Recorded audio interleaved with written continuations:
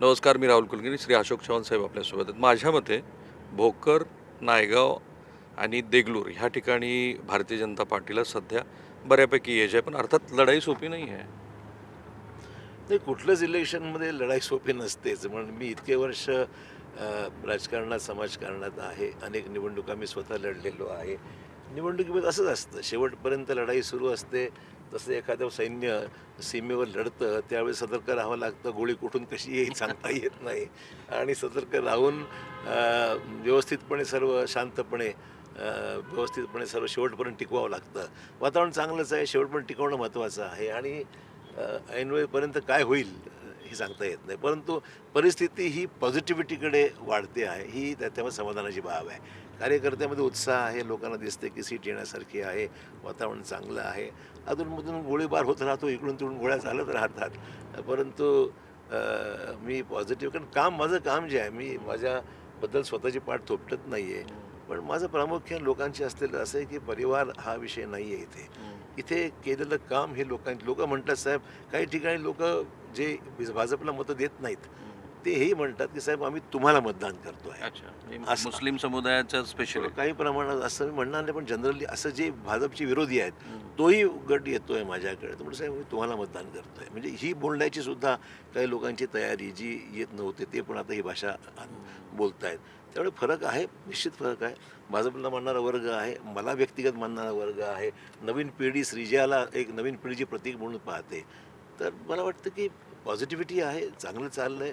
शेवटपर्यंत वातावरण टिकवणं महत्त्वाचं आहे. पण तुम्ही अडकून पडला तसं नाही एवढं तुम्हाला? नाही, अडकून नाही. टॉलेस्ट लीडर आहे. अडकून पडण्याचा प्रश्न नाही आहे. नांदेड आहे, आपण जिंकतो म्हणून तर सवय आहे. लोक हे बऱ्याच वेळ विसरतात. आपण टॉल कशामुळे आहोत, जिल्ह्यात काय आहोत, राज्यात राज्यात नंतरचा विषय आहे. आपल्या जिल्ह्यात मतदारसंघातही काय आहोत हा विषय महत्त्वाचा आहे ना. त्यामुळे मी जाऊन आलो अनेक ठिकाणी. मी 2-3 ठिकाणी देगलूरलाही जाऊन आलो, नायगावलाही जाऊन आलो, इथेही आहे. त्यामुळे तो विषय नाही आहे. औरंगाबादला जाऊन मी संभाजीनगरला प्रेस कॉन्फरन्स घेऊन आलो. तर जमतंय तसं मी करतो आहे, पण वेळ कमी आहे. वेळ कमी असल्यामुळे धावपळ होते. पण एक काळ होता की तुम्ही 9 पैकी 9 हा विक्रम करून दाखवला होता. अर्थात तुम्ही पक्षांतर केल्यानंतर पॉलिटिकल आणि वोटरची डेमोग्राफी पण बदललेली आहे. बरोबर आहे. अल्पसंख्याक आणि एससी समुदाय काही भाजपबरोबर जात नाही, ती वस्तुस्थिती आहे. What is your analyst? N block तसं म्हणता येणार नाही. असं आहे की भाजपमध्ये अनेक जिल्ह्यामध्ये भाजपचं नेतृत्व काही ठिकाणी निश्चित तौर पर निश्चित काही जिल्ह्यात व्यवस्थित सक्षमपणे. आता हा जिल्हा तर काँग्रेसचाच होता ना. हा जिल्हा मी सांभाळला, मी काँग्रेसचं इथे नेटवर्क उभा केलं, त्यामुळे भाजप इथे विकस होती. आता मी इथे आल्यानंतर भाजपच्या सगळ्या लोकांना सोबत घेऊन वाढवण्याची ताकद वाढवण्याचा प्रयत्न माझा आहे. त्यामुळे ही पहिलंच इलेक्शन आहे. पक्षांतर केल्यानंतर माझ्यासाठी या जिल्ह्यातलं पहिलंच इलेक्शन आहे. पण स्वाभाविक. हे तुम्हाला ट्रान्सफॉर्मेशन सोपं जात नाही मताच्या अर्थाने आणि वैचारिकदृष्ट्या अर्थात तुम्ही ते अडॅप्ट केले असं दिसतंय आता पूर्णपणे.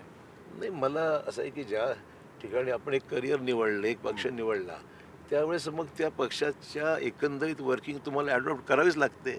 आणि मानसिकता माझी होतीच की ठीक आहे, आपण इथे जातो, इथलं वर्किंग वेगळं आहे. थोडं त्रासदायक आहे तुमच्यासाठी. नाही, त्रासदायक कारण तुम्ही खूप तुमचा शब्द म्हणजे काँग्रेसमध्ये प्रमाण होता. इथे सगळ्या वेगळ्या पद्धती आहेत. मला माहिती आहे, तुम्हालाही माहिती आहे ते. पद्धती वेगळ्या आहेत, पण माझ्या शब्दामध्ये काहीतरी एक तथ्य असतं, एक डेप्थ असते. इथल्याही लोकांना जाणीव आहे. त्या शेवटी मी स्वतःकरता करायचा प्रश्न उद्भवत नाही आहे. मी कुठल्याही काँग्रेसमध्ये असताना असं उमेदवार देत असताना माझा व्यक्तिगत अजेंडा काहीच नव्हता माझा. आणि त्याच्यामुळे जी सिच्युएशन ग्राउंड रिॲलिटी आहे ते पाहूनच निर्णय घेणारा मी माणूस आहे. शेवटी यश, सक्सेस म्हणतात ना, नथिंग सक्सीड्स लाईक सक्सेस, असा विषय आहे. त्यामुळे आता इथे नवीन पद्धती आहेत, त्यालाही मी अडॉप्ट करतो आहे. चॅनल्स वेगवेगळे आहेत, त्यांची माहिती घेणं तोही आहे. त्यामुळे ठीक आहे, काही हरकत नाही, आपण त्यातून जात आहोत. पण मला वाटते कालांतराने याही पक्षामध्ये लोकांना लक्षात आलं आहे आणि येईलही की माझा अजेंडा पर्सनल काहीच नाही आहे. पण असं आहे की हा प्रश्न अनेक वेळेला विचारला गेला आणि तुम्ही त्याची उत्तरही अनेक वेळेला दिली. तुम्ही पक्षांतर का केलं ह्याबद्दल अनेक लोकांचे अनेक प्रश्न अजूनही. कुणी ईडीचा संदर्भ देतं, कुणी आदर्शचं जुनं प्रकरण सांगतं, कोणी म्हणतं माझ्या मागे कुठलं ईडी फिडी काहीच लागलेलं नाही आहे, हे मला मुद्दाम छापे सांगेल. पडले वगैरे नाही नाही, माझ्याकडे काहीच नाही. माझ्या मागे ईडी नाही आणि CBI नाही, काहीच नाही. ज्या केस असं आहे की जे काही घडलं दुर्दैवाने हे काँग्रेसच्या काळात घडलं आहे, हे तुम्हाला माहितीच आहे. हा सगळा जो इतिहास आहे त्यामुळे कुठल्याही छाप्याचा आणि कुठल्याही माझा काही रिलेव्हन्स नाही आहे. लोक आपापल्या पद्धतीने आता आर्टिफिशियल इंटेलिजन्स एवढं झालं की ते म्हणजे स्वतःहून स्वर्ग पण तुम्ही गाठण्या का पक्षांतर केलं? मला वाटलं असं आहे की मी 14 वर्ष हे सगळं सहन केलं. काँग्रेस पक्षाच्या कालावधीमधले विषय आहेत. मला बोलायचं नाही. बरेचसे लोक स्वर्गवासी झालेले आहेत. बऱ्याचशा लोकांनी त्याच्या पक्षात असं आहे की आपल्याला दुर्दैवानं राजकारणाची अशी परिस्थिती आहे की आपल्याला पक्षाबाहेरही विरोधकांनाही म्हणजे फेस करावं लागतं आणि पक्षांतर्गत सॅबॉटाज तोही फेस करावा लागतो. अनेक पक्षात ही परिस्थिती असते. पण तुम्ही काँग्रेस पक्षात असताना एवढा सोबतच झाला? काँग्रेस पक्षात असताना माझी जी राईज होती किंवा माझं जे ग्रोथ होतं ते कदाचित काही लोकांना माझ्याबद्दल थ्रेट वाटत असावं असं मला वाटतं. की माझा अंदाज आहे. मी फार मोठा माणूस स्वतःला कधी समजलेलं नाही. एक कार्यकर्ता म्हणूनच काम केलं आहे. पण टार्गेट करून जे काही मराठवाड्यात सुरू होता उद्योग त्याचा परिणाम निश्चित मला शेवटी मी फ्रीली काम करणारा माणूस होता आणि मी माझ्या वडिलांच्या छत्रछायाखाली काम केलं, वाढलो. त्याच्या कल्चरमध्ये मी डेव्हलप झालो आणि मी राज्याच्या विविध स्तरावर माझी राईज झाली. ती काही लोकांना कदाचित थ्रेट वाटत असेल असं वाटतं मला. आणि मग मला वेगवेगळ्या पद्धतीने माझे काही घेतलेले निर्णय काही लोकांना आवडले नसतील. पण मी जे विभागीय आयुक्त कार्यालयाचा मुद्दा होता. नाही, तो तर होताच ना. मग त्याच्यासाठी मला फार मोठी किंमत मोजावी लागली. हे फॅक्टच आहे. काही कारणच नव्हतं त्याला. पण फेस करावं लागलं मला किंमत मोजावी लागली. तर हे सगळे जे त्या काळातले षडयंत्र रचले गेले त्याचे परिणाम मी भोगले. एक नाही 14 वर्ष भोगलेत मी. पण आता आदर्शबद्दल म्हणजे तुमच्या बाजूने मी जेव्हा विचार करतो तर आदर्शसारखं प्रकरण त्याच्यानंतर आलेल्या सगळ्या प्रकरणाची तुलना केली तर काही फारसं मोठं नव्हतं आणि तुम्हाला तडकाफडकी मुख्यमंत्री पदाचा राजीनामा द्यावा लागला. असं आहे की मी या संदर्भामध्ये तडकाफडकी राजीनामा द्यावा लागली गोष्ट खरी आहे.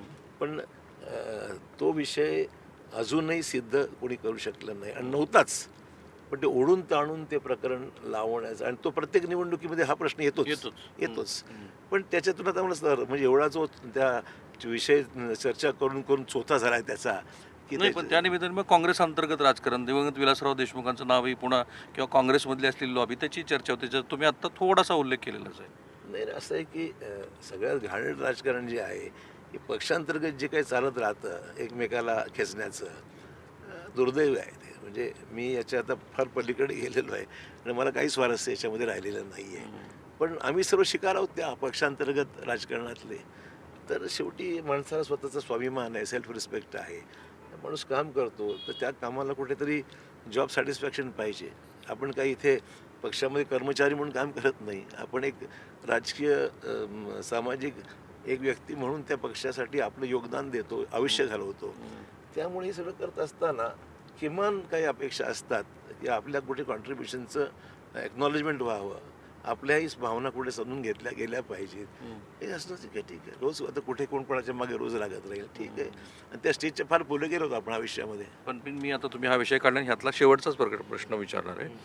असं म्हणतात की ज्या दिवशी तुम्ही विभागीय आयुक्तालयांचा निर्णय घोषित केला त्या दिवशी तुम्ही आणि विलासराव साहेब हे दोघं दिवसभर गाडीमध्ये होता. 9 वाजेपर्यंत तुम्ही एकत्रित प्रवास केला आणि 9:30 वाजता दिवंगत पतंगराव कदम साहेबांनी तो निर्णय घोषित केला आणि ते विलासरावांच्या मनाला खूप लागलं. कारण मुख्यमंत्रीपद तुम्हाला देत असताना नारायण राणे यांना डावलून त्यांनी तुम्हाला प्राधान्यक्रम दिला होता अशी आमच्यापर्यंत आलेली माहिती आहे. नाही असं आहे. एक गोष्ट खरी आहे की विलासरावांचं आणि राणेंचं कधी जमलंच नाही. आणि राणेंनी त्या काळात विलासरावांच्याबद्दल विरोध होत भूमिका घेतली होती. फार म्हणजे संघर्ष पर्सनल पातळीवर सुद्धा बराचसा गेला होता. पण मी त्यावेळेस विलासरावांचंही ऐकलं आणि राणेंना सुद्धा पक्षाला सोडू दिलं नाही मी. विलासरावांना राग त्याचा होता. मी म्हटलं ही निवडणुका तोंडावर आहे. मी राज्याचा मुख्यमंत्री मला काम करायला संधी दिली गेली होती. 2-3 महिन्यावर निवडणुका होत्या. राणेंचा आता कोकणामध्ये एक मातबर नेता हा जाऊ नये पक्ष सोडून ही माझी भूमिका होती. म्हणून राणेंना मी बरोबर घेतलं. ते कदाचित विलासरावांना आवडलं नसेल त्यावेळेस. त्यांचं बिलकुल जमायचं नाही. आणि विलासरावांनी मला मुख्यमंत्री पदाचा ज्यावेळेस निर्णय होत होता त्यावेळेस त्यांनी मला समर्थन दिलं. हे बरोबर हे मान्यच करावं लागेल. वादच नाही माझा त्याच्याबरोबर. परंतु ठीक आहे तर विलासरावांची नंतर मग केव्हा तुमच्यात वितुष्ट केव्हा आलं? नाही वितुष्ट आल्याचा प्रश्न नाही आहे. मी तुम्हाला सांगितलं ना प्रत्येकाची कार्यशैली वेगळी असते. प्रत्येकाच्या कामाच्या शैली माझ्या जिल्ह्यामधल्या माझ्या लोकांच्या अपेक्षा मराठवाडा म्हणून काही वेगळ्या होत्या. ते तिथे पाहत होते, मी इथे पाहत होतो.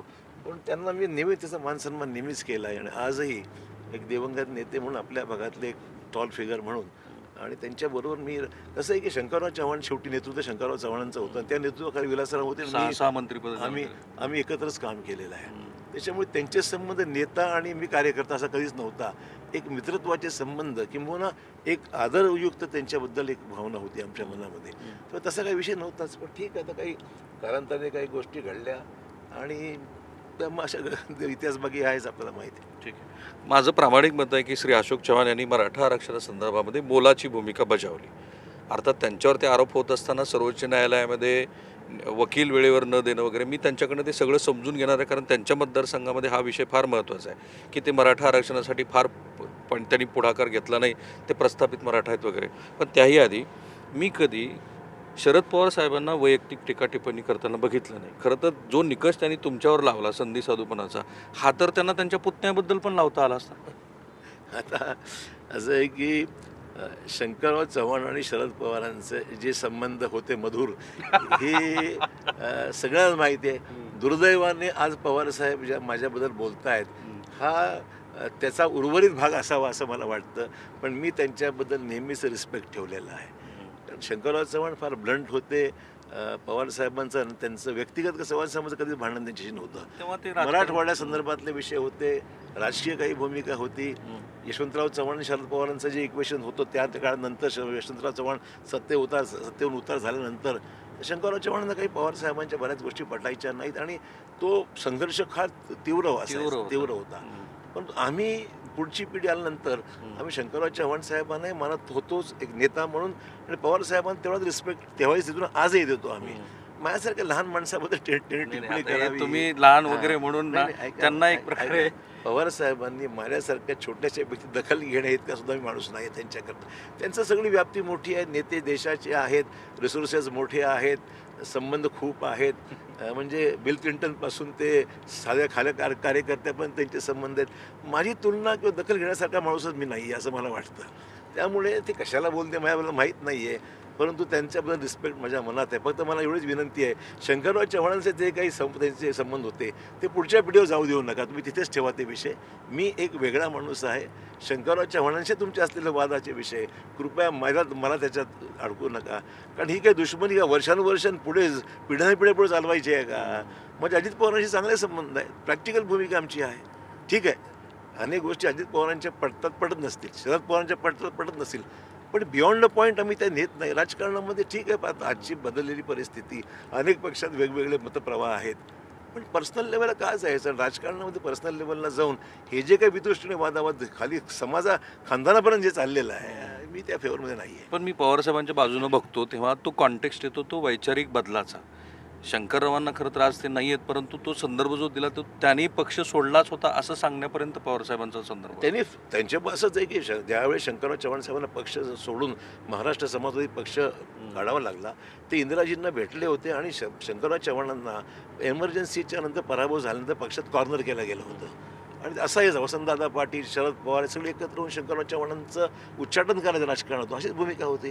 मग शंकरराव चव्हाण म्हणाले की मग आजच्या या परिस्थितीमध्ये मला पर्याय काहीतरी मार्ग निवडावा लागेल. इंदिराजींची भेट घेऊन त्यांनी परवानगी घेतली, मी पक्ष सोडून चाललेलो आहे, पण ज्यावेळेस तुम्हाला वाटलं की मला सोबत घ्यायचं मी यायला तयार आहे, ही भूमिका घेऊन त्यांनी त्यावेळेस पक्ष सोडला होता. फॅक्ट आहे. त्यामुळे असं की राजकारणामध्ये आपण प्रामाणिकपणे काम करतो. दांडगाईने राजकारण करण्याची प्रवृत्तीची काही लोकांची आहे. त्यावेळेसच्या काळामध्ये शंकरराव चव्हाणांनी ते अनुभवलं. त्याला धक्काबुक्की, तुम्हाला माहिती आहे, सुधाकरराव नाईकांना धक्काबुक्की करण्यात आली होती. शंकरराव चव्हाण साहेबांना सुद्धा त्यावेळेस एमर्जन्सीच्या पराभवानंतर पक्ष मिटिंगमध्ये धक्काबुक्की करण्याचा प्रयत्न केला होता. ही काय संस्कृती आहे का राज्याची? आम्ही पाहिलं आहे, मला माहिती काय आहे ते. त्यामुळे हे काही, आणि ही सगळी दांडगाई आहे काही लोकांची. ते माझं म्हणणं एवढंच आहे की यातून आम्ही जवळून पाहिलं आहे, हा संघर्ष सगळं अनुभवलेला आहे आणि आमची काम कर ठीक आहे, नसेल पडलं तर आपला मार्ग आपण वेगळा स्वीकारावा. आणि लोक आपल्या शेवटी राजकारणामध्ये लोक आपल्या बरोबर आहे, आपण काही चुकीचं करत नाही आहे, हा जो पण आपल्याला कॉन्फिडन्स आहे तोपर्यंत ठीक आहे. राजकारण चढउतार होत राहतात, माणसाला काही निर्णय घ्यावे लागतात. भविष्यामध्ये निर्णय घेतले मी आणि I don't repent for that. Okay. पण शंकररावांच्या बरोबर तेव्हा यशवंतराव होते का? कारण यशवंतरावाचे मानसपुत्र म्हणून शरद पवारांना सांगितलं. हो ना, मग शरद पवारांनी सुद्धा त्यावेळेस यशवंतरावजींच्या बाबतीमध्ये त्यांची भूमिका नंतरच्या काळामध्ये कशी होती हे जग जाहीर आहे, मला काही बोलणं इच्छित नाही. त्याच्यामध्ये दोन्ही मोठी माणसं आहेत राज्यातली. त्यामुळे शंकरराव चव्हाणांचं एकंदरीत राजकीय जे काही त्यावेळेचा कालावधी होता विशेषतः इमर्जन्सी नंतर जे राज्यात पराभव झाला तर त्यांना खूप टार्गेट केलं गेलं होतं. ही वस्तुस्थिती आहे. इलेक्शनमध्ये हारजीत होत राहते, पण इमर्जन्सीमध्ये सुद्धा शंकरराव चव्हाणांनी महाराष्ट्रामध्ये अतिरेक कुठे होऊ दिला नाही. ही वस्तुस्थिती हां. आहे त्याबद्दल त्यामुळे लोक आज गोपीनाथ मुंडे मला त्यांनी आठवण करून दिली की म्हणे मी जेलमध्ये होतो इमर्जन्सीमध्ये, पण शंकररावजींनी मला परीक्षा देण्याकरता जेलमधून सुद्धा सोडलं आणि परीक्षा देऊ शकलो. ते गोपीनाथ मुंडे स्वतः मला तेव्हा सांगितलं होतं. त्यांची आठवणी विरोधी पक्षातल्या लोकांना सुद्धा आज आठवणी त्यांच्या भरपूर आहेत की हा माणूस एक माणुसकीने वागणारा, काम करणारा आणि विरोधकांना सुद्धा एकंदरीत चांगली वागणूक देणारा अशा प्रकारचं नेतृत्व त्यांचं होतं. मला वाटतं या सगळ्या मोठ्या क्वालिटीज होत्या शंकररावजींच्या. त्यांनी कधी आयुष्यामध्ये फार पैशासाठी हाव केली नाही. राजकारण केलं, समाजकारण केलं, आपल्या पद्धतीने त्यांनी राजकारण केलं. काही लोकांना आवडलं नसेल. त्यांची राजकारणाची ग्रोथ मोठी होती, पण ते स्वभाव त्यांचा एक वेगळा होता. खरं म्हणण्याची ताकद त्यांच्यामध्ये होती आणि तोंडावर बोलण्याची भूमिका असायची. कधी काही लोकांना आवडायचं नाही. पटकळी म्हणून त्यांना ओळखलं असं असेल. पण ठीक आहे, पण आत्ता प्रदीर्घ काळ तुमचा काँग्रेसमधला प्रवास बघितल्यानंतर आत्ता शरद पवार साहेब असं म्हणतात की तुम्ही संधी साधूपणा केलेला आहे. मग हा शेवटचाच प्रश्न आहे यातला. मी संधी साधू त्यांच्याबद्दल मी काय बोलू. मला मी लहान माणूस आहे फार. ते देशामध्ये अनेक महत्त्वाच्या पदावर फार सिनियर आहे. त्यांच्याबद्दल संधी साधूपणा मी हा प्रश्न विचारला की मी काय बोलू असं नाही, काय असं म्हणजे तुम्हाला पुलोतचा प्रयोग सांगायचा आहे. आता लोकांना इतिहास माहिती आहे, लोक विसरत नाही इतिहास. त्यामुळे लोकांनी मी संधी साधू आहे का कोण आहे हा प्रश्न. पण ते आजही म्हणतात मी वैचारिक चेंज केलेलं नाही. ठीक आहे, मधल्या काळात चर्चा झाली की भाजपबरोबर चर्चा झाली वगैरे वगैरे. त्यांची ताकद अफाट आहे, सस्टेन करू शकत असतील. माझ्यासारख्या लहान माणसाला कदाचित राजकीय क्षेत्रामध्ये सस्टेन करणं सोपं नाही आहे. माझे निर्णय मी स्वतःचा विचार मी काही विचार करत असताना शेवटी सर्वायवल महत्त्वाचं आहे ना. मुद्दा असा आहे राजकारणामध्ये सर्वायवल महत्त्वाचं आहे. जे काही लोक निर्णय घेत असतील, आपण आहोत तर सर्व आहे सर्वायवलचं म्हटलं राजकीय. लक्षात मला तुम्हाला काय तर सर्वायवल हा त्यातला महत्त्वाचा मुद्दा पण आहे. ही आगतिकता नाही आहे सर्वायवल. हां, ही आगतिकता नाही आहे सर्वायवल. नागरिकता विषय नाही आहे, पण निर्णय घेत असताना आज प्रेझेंट सर्कमस्टन्सेस म्हणजे आपण जेव्हा पाहतो की तुमची काय अवस्था होते आहे किंवा तुम्ही ज्या मानसिक अवस्थेमधून जात आहात त्याला कुठेतरी रेकग्निशन होतं आहे का? तुमच्या एकंदरीत अवस्थेबद्दल कोणी विचार करत आहे का? बाकी ज्येष्ठांकडून अपेक्षा काय असते? फक्त एक सहानुभूतीची साथ पाहिजे आणि राजकारणामध्ये एकंदरीत कोणीतरी आपल्याला मागे आपला खंबीर आहे, हे गॉडफादर लागतोच. तर आम्हाला वाटत आलं की आता हे दिवस मर्यादित आहेत. आजच्या दुर्दैवाने आजच्या राजकारणात कोणी कोणाचं राहिलेलं नाही आहे. एकेकाळी तर माणसाचे व्यक्तिगत संबंध असायचे, सांभाळण्याचे, एकमेकाला सांभाळून घ्यायचे, एकमेकाचं नेतृत्व वाढवण्यासाठी शंकरराव चव्हाणांनी अनेक लोकांना वाढवलं, मोठं केलं. आज ती परिस्थिती नाही आहे दुर्दैवाने. अशोकराव हे खूप मनापासून बोलत आहेत. त्यांच्या सगळ्या भावना तुमच्यापर्यंत पोहोचल्या. आता मी मराठा आरक्षणाच्या मुद्द्यावरती होतो. मी तुमचं काम दोन पातळीवरती बघतो. मला माहिती आहे तुम्ही सभागृहात प्रयत्न केले, समितीच्या अभ्यासामध्येही तुम्ही प्रयत्नशील होतात, परंतु सर्वसाधारण मराठा समाजातल्या मंडळींचा आक्षेप तुमच्यावरती हा आहे की तुम्ही प्रस्थापित आहात. त्यामुळं ज्यांच्याकडे नाहिरे वर्ग आहे त्यांच्याकडे तुमचं कायम दुर्लक्ष झालं. सुप्रीम कोर्टामध्ये जेव्हा उलटा निर्णय आला त्यावेळेला तुम्ही वकील न देणं वगैरे जे भारतीय जनता पार्टीचे तत्कालीन विरोधी पक्ष म्हणायचं. माझा स्टँड मी काँग्रेसमध्ये असताना आजही असताना तो स्टँड आहे. आम्ही तेच वकील लावले. मुकुल रोहतगी असो आणि कपिल सिब्बल असो, पटवालिया असो, हीच ज्येष्ठ सिनियर काउन्सिल्स जे भाजपच्या काळात लावले गेले होते तेच सिनियर काउन्सिल आम्ही महाआघाडीमध्ये कंटिन्यू केले. हे मला मुद्दाम सांगितलं पाहिजे. म्हणजे वकील लावले नाही ही बाब खोटी आहे. वकील वेळेवर असायचे. सुप्रीम कोर्टामध्ये तारखा पडत राहतात, तारखा लांबतात. कुठली गोष्ट तातडीने घ्यायची न घ्यायची हा निर्णय कोर्टाचा असतो. आपण त्यात काही हस्तक्षेप करू शकत नाही. वकिलांनी चांगली बाजू मांडली. उलट इतरही जे पक्षकार होते, जे मराठा संघटना होता त्याच्या वतीने त्यांनाही आम्ही मदत केली. बा तुम्ही वकील लावा, आणि त्यांनी वकील लावले. त्यामुळे वकिलांची एक चांगली फौज त्या ठिकाणी होते. पण शेवटी असं आहे सुप्रीम कोर्टाचे निर्णय याच्यावर कॉमेंट आम्ही करू शकत नाही. त्यांनी घेतलेला निर्णय हा सर्वोच्च न्यायालयाचा निर्णय आहे आणि त्याच्या पलीकडे दुसरं काही पर्यायच नाही. त्याच्यामुळे त्या निर्णयानंतर झालेली परिस्थिती आणि त्याच्यावर मात करण्याकरता एकनाथ शिंदेंनी जे काही गोष्टी केल्या ते चांगल्याच केल्या ना. आज मला सांगा, माझ्या कालावधीमध्ये विषय सुप्रीम कोर्टात होता, हायकोर्ट सुप्रीम कोर्टामध्ये, आणि न्यायप्रविष्ट असलेल्या प्रकरणामध्ये सरकारला मर्यादा पडतात. मग शेवटी कोर्टाचा स्टे होता. इव्हन लावलेली माणसं कोर्ट घेऊ देत नव्हतं. अशा प्रकारची परिस्थिती होते. नंतर कालावधीने नंतर मग सुप्रीम कोर्ट निर्णयानंतर त्याच्या जजमेंटमध्ये ज्या काही गोष्टी उद्भवल्या त्या अनुषंगाने करेक्टिव्ह मेजर्स एकनाथ शिंदेनी घेतले, महायुती सरकारने घेतले, त्याला फायदाही झाला. अजूनही कोर्टाने कुठलीही स्थगिती दिली नाही. 10% आरक्षण लागू झालेलं आहे. त्या 10% आरक्षणानंतर नोकऱ्या लोकांना मिळालेल्या आहेत, कुणबी सर्टिफिकेट्स लोकांना देण्यात आलेले आहेत, केसेस मागे घेण्यात आलेले आहेत. आणि आमचं कॉन्ट्रीब्युशन सभागृहात एक लोकप्रतिनिधी या नात्याने मी भूमिका मराठा आरक्षणाच्या समर्थनार्थ निश्चित घेतलेली आहे. जे की आजही तुमची तशीच आहे. आहे, मी जाहीर बोलतोय, म्हणजे भाषणात मी जाहीर बोलतो की काय भूमिका आहे. लोकांचं म्हणणं एवढंच आहे की आमच्यातलं काढून दुसऱ्याला देऊ नका, हा एक त्यातला मुद्दा आहे. आणि तो सेन्सिटिव्ह आहे. सेन्सिटिव्ह म्हणजे जे ओबीसी आहेत किंवा बाकीचे लोक आहेत ते म्हणतात की तुम्ही जरूर द्या पण आमचं काढून देऊ नका, हा त्यातला एक संघर्षाचा मुद्दा आहे. दुसरा मुद्दा आहे काय त्याच्यामध्ये, तर माझं म्हणणं एवढंच आहे की या परिस्थितीमध्ये आरक्षणाच्या समर्थनार्थ भूमिका घेतली, प्रयत्न केले, सब कमिटीमध्ये अनेक विषय एक रिव्ह्यू घेत मॉनिटरिंग करायचो. या सगळ्या संघटना त्याच मीटिंगमध्ये हजर राहायच्या. त्यामुळे अशोक चव्हाणांनी काय केलं हे रेकॉर्डवर आहे. अशोक चव्हाणांचं काय भाषण झालं हे रेकॉर्ड सभागृहाच्या रेकॉर्डवर आहे. जरांगे पाटलांबद्दल मी काय बोललो हे रेकॉर्डवर आहे. पॉझिटिव्हच भूमिका त्यावेळेस आताही घेतली, त्यावेळेस घेतली आणि डायरेक्ट त्यांच्याबद्दल पॉझिटिव्ह बोलणार मी एकमेव माणूस असेल की मी काय बोलतोच. माझा मुद्दा एवढाच मर्यादित आहे की त्या माणसाला ट्रमेंडस कॉन्ट्रीब्युशन नाकारता येत नाही. कॉन्ट्रीब्युशन आहे, मोठं कॉन्ट्रीब्युशन आहे त्याच्यामध्ये, हो निश्चितच आहे.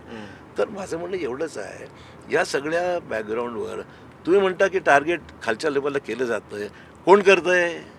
जे मराठा आरक्षणामध्ये राजकीय विरोधक घुसले त्याच्यात. ओके. आणि जे तुम्हाला अडवतात, प्रश्न ज्यांना विचारतात, मला डायरेक्टली राजकीय क्षेत्रामध्ये मला मुकाबला करू शकत नाहीत, त्यातला 90% वर्ग असा आहे जो खरंच आरक्षणाचं काम करतो आहे, खरंच करतो आहे. वकील आहेत, इन्फ्लुएन्शियल लोक आहेत, जे हे सगळी कामं करत आहेत. पण एक वर्ग असा आहे जो राजकारण करण्याकरता वेगळ्या वेगळ्या पद्धतीने आपली राजकीय विरोधकांना नामशेष करण्याकरता ह्याचाही फायदा काही लोक उचलतात आहे. आणि माझ्या बाबतीत माझ्या जिल्ह्यात तेच घडतं आहे की प्रतिस्पर्धी उमेदवार हे तो प्लॅटफॉर्म वापरायचा प्रयत्न करून खोटारडा पसरवत आहेत. हे त्याचा भाग आहे. पण ठीक आहे, फेस करू त्याला. ठीक आहे. शेवटचा प्रश्न, मी आता महाराष्ट्राचा 70-80% भूभाग फिरल्यानंतर माझं असं मत आहे की लोकसभेसारखं चित्र नाही आहे, परंतु अजूनही थोडासा एज हा महाविकास आघाडीला आहे. तुम्ही बऱ्यापैकी मैदान कव्हर केलेलं आहे. जे 40 फुटलेल्या एका पक्षातले नवे उमेदवार, दुसऱ्या पक्षातले फुटलेले नवे उमेदवार म्हणजे एकूण 80 आणि बंडखोर, हे महाराष्ट्राचं विधानसभा निवडणुकीचं निकालाचं महत्त्वाचं कॉन्ट्रीब्यूट करणारा पार्ट आहे असं माझं मत आहे. तुम्हाला किती शक्यता वाटते की नवी रिअलाइनमेंट ही होऊ शकते निकालानंतर, हंग असेंब्ली पण येऊ शकते?